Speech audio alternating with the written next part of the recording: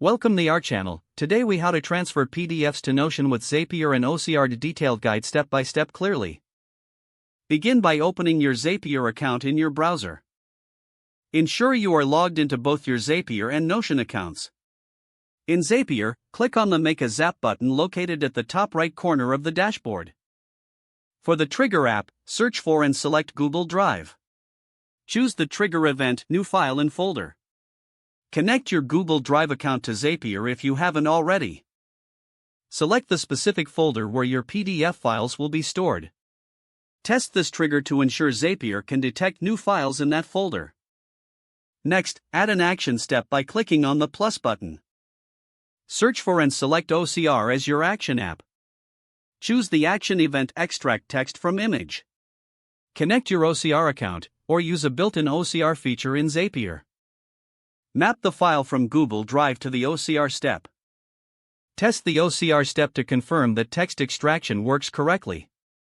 Now, add another action step by clicking on the plus button again. Search for and select Notion as your action app. Choose the action event, Create Database Item. Connect your Notion account to Zapier if it's not connected already. Select the database in Notion where you want the information saved. Map the fields from the OCR step to the corresponding fields in the Notion database. Test this step to verify that the data transfers correctly to Notion. Once all tests are successful, give your Zap a name. Finally, turn on your Zap to enable the automatic transfer of PDFs to Notion using OCR. If the page does not load, refresh the browser or try again in a private or incognito window. Make sure you are using the correct email address, then retype it carefully to avoid small typos. If your password is not accepted, use the reset option and create a new strong password you can remember. Check your spam folder for verification or security emails, then complete any requested confirmation steps. Enable two-factor authentication if available to improve account security and reduce unauthorized access risk.